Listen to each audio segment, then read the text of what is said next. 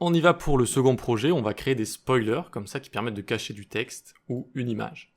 Donc n'hésitez pas à tenter en premier de faire les projets si vous en avez envie. Si vous ne le sentez pas encore, c'est tout à fait ok, il n'y a pas de problème avec ça, vous pouvez suivre avec moi et coder avec moi. Mais n'hésitez pas, si vous vous dites, tiens, je vais essayer de le faire tout seul en premier, d'ouvrir donc le code ici, dossier de départ. Donc vous avez les ressources ici par exemple avec l'image de chat. Et de tenter les choses en premier de votre côté. Voilà, faites comme vous voulez, mais surtout n'attendez pas que je vous dise, alors là, vous pouvez tenter, là, vous pouvez pas tenter.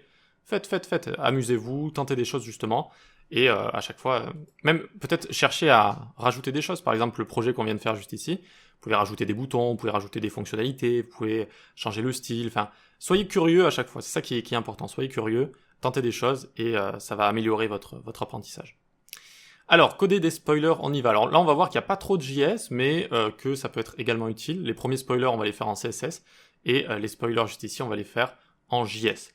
Le but, c'est vraiment de vous montrer qu'on peut manipuler ce navigateur, cette page, de plein de manières différentes, et que, encore une fois, l'HTML, CSS, JS est lié. Il faut pas séparer tout ça est vraiment lié. Donc on va venir se créer un container, par exemple ici, avec un H1, spoiler time. Ok. Ensuite, on a un paragraphe avec un lorem 50 peut-être, quelque chose comme ça. Et on va entourer certaines parties d'un span, d'un élément span. Alors pour entourer certaines parties de texte, que ce soit pour ajouter des liens, du span, ce genre de choses, c'est un peu embêtant. Parce que regardez, je viens ici, je viens créer un span. Ensuite, qu'est-ce que je dois faire? Je dois le prendre, CTRL X, hop, et j'entoure quelque chose comme ceci. Ça prend pas mal de temps. Il existe une technique très peu connue, que j'essaye de populariser avec VS Code, qui est le Wrap with Abbreviation, je crois que ça s'appelle comme ça. Bref, vous pouvez faire ce genre de choses, vous prenez, alors je vais vous montrer ensuite comment on met en place, parce que moi il est mis en place, mais normalement sur votre VS Code de base, je crois qu'il n'est pas mis en place.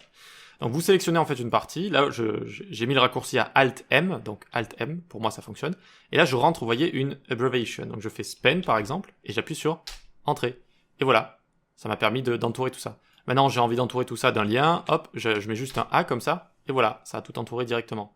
Donc vous voyez que c'est beaucoup plus simple. Alors comment on fait pour la mettre en place si ce n'est pas mis en place de votre côté? Vous faites CTRL-SHIFT-P, ça vous ouvre ici le tiroir, et ici on va aller dans Shortcuts, si j'ai pas de bêtises. Alors, vous tapez ici chevron Shortcuts, voilà, vous appuyez sur Entrée avec donc Open Keyboard Shortcuts, et là vous tapez Wrap With, comme ceci, et vous allez tomber sur Emit Wrap With Abbreviation, et vous double-cliquez, et vous pouvez mettre le key binding que vous voulez. Moi j'ai mis Alt-M, je trouve que ça fonctionne bien, mais vous mettez vraiment ce que vous voulez. Voilà. Et à partir de là, vous y avez accès. Et vous pouvez faire donc Alt-M, span, hop, et ça fonctionne. Voilà.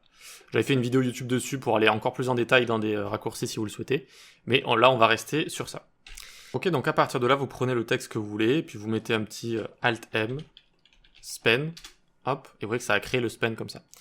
On peut lui rajouter une classe, on va lui mettre hover spoiler, comme ceci. Ensuite, on va en dessous. Alors on reste dans notre container. On va se créer image spoiler container. On se crée une image, ressources, kitty, JPEG, comme ceci. On peut commencer à ouvrir tout ça, on va le voir juste là. Et ensuite en dessous, on va encore avoir un autre paragraphe. Donc on peut en avoir un plus grand, on va mettre lorem 600 par exemple. Voilà. Et là, pareil, on va entourer quelques-uns, juste un. Vous faites du Alt-M. Hop, span juste ici. Span juste là. Et encore un juste ici. Voilà. Là, vous pouvez faire clic, alt, clic, clic. Et vous allez mettre la classe est égale JS spoiler. Super.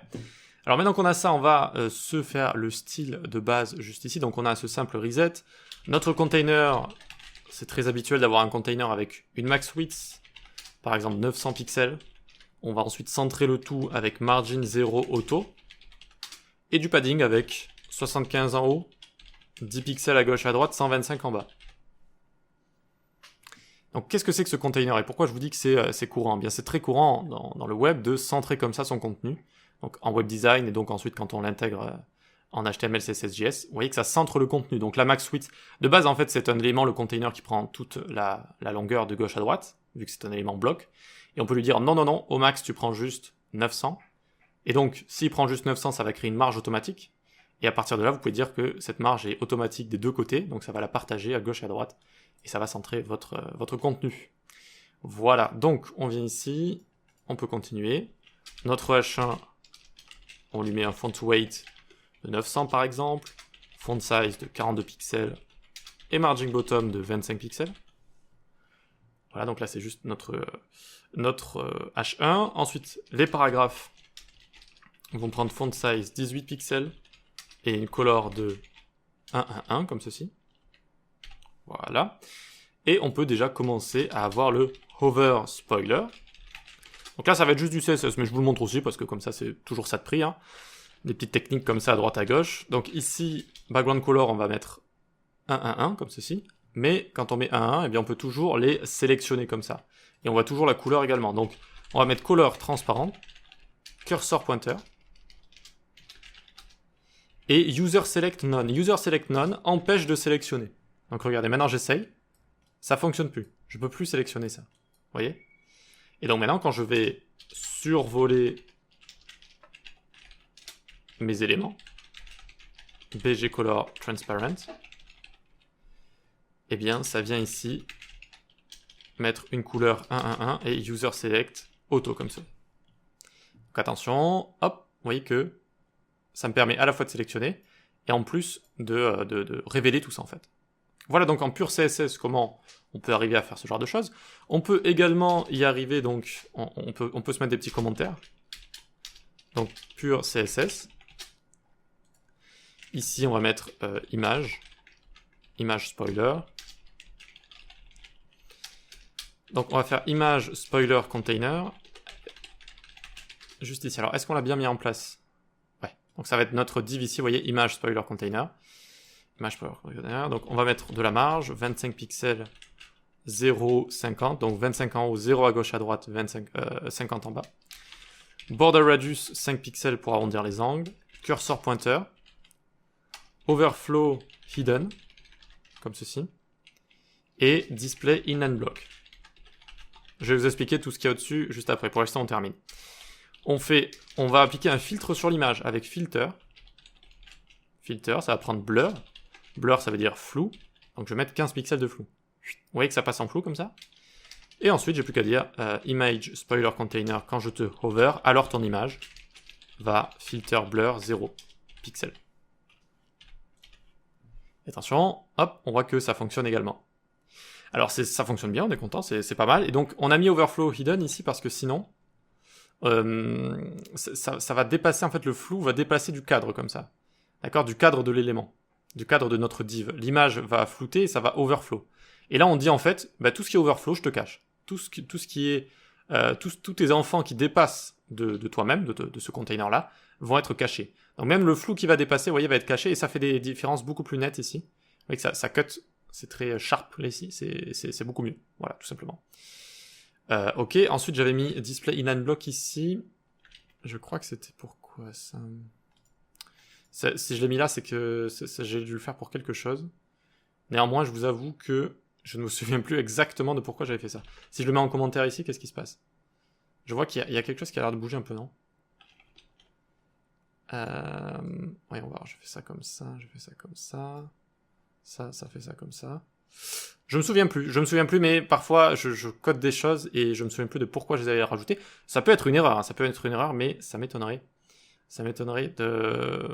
Le margin ici, de toute façon, c'est une div, donc la marge fonctionne déjà. Toutes les marges ici fonctionnent avec la div. Border radius, overflow, display inline block. Display inline block, ça fait fonctionner width, ça fait fonctionner height, mais ça c'est déjà le cas. Inline block, ça fait... je sais pas. Bon, bref, le Malangocha ici, vous le mettez ou pas en commentaire. Vous me dites si vous avez repéré quelque chose ici. Et on va pouvoir passer au JS Click Spoiler. Donc, on vient ici. On peut marquer ça. Là, donc, on va avoir JS Spoiler. Ça va être une classe qui va avoir les mêmes caractéristiques que notre Hover Spoiler ici. Donc, on peut le prendre juste là. D'accord? Donc, vous voyez que ça change le background. Ça change la couleur parce que si jamais la couleur elle est par exemple rose ici, bah, ça ressort sur le noir, ou si elle est blanche ou quoi que ce soit. Cursor pointer et user select none, donc on peut pas les sélectionner là. Et en JS, on va rajouter une classe, JS spoiler revealed. On va mettre un BG color transparent, color 1 et user select, on va lui mettre auto comme ça. Ok, donc maintenant on n'a plus qu'à aller en JavaScript et on va se prendre nos JS spoilers est égal document.querySelectorAll JS spoiler. Ensuite, pour chacun des spoilers ici, on va mettre un addEventListener. Donc pour chaque spoiler, .addEventListener, le clic. Et je vais exécuter toggle spoiler. Et dans ma fonction juste ici, on va faire un bon vieux e.target, .classlist, .add, et je vais rajouter JS spoiler reveal. Voilà. Donc quand je vais cliquer ici, attention, hop, je clique, et on voit bien que, hop, ça va rajouter cette classe-là.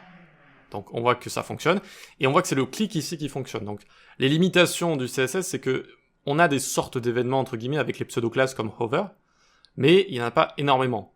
En JavaScript, on en a beaucoup plus. On a le click, on a le scroll, on a aussi le hover, mais on a aussi le mouse enter, mouse leave, mouse over, on a vraiment plein de choses. Et donc ça permet d'avoir finalement plus d'opportunités et plus de fonctionnalités possibles. Voilà. Et donc ici, ça va être au clic qu'on va pouvoir révéler ce genre de choses. Voilà pour ce petit projet sympa qui permet de créer des spoilers, donc c'était pas très compliqué. On va pouvoir passer à la suite.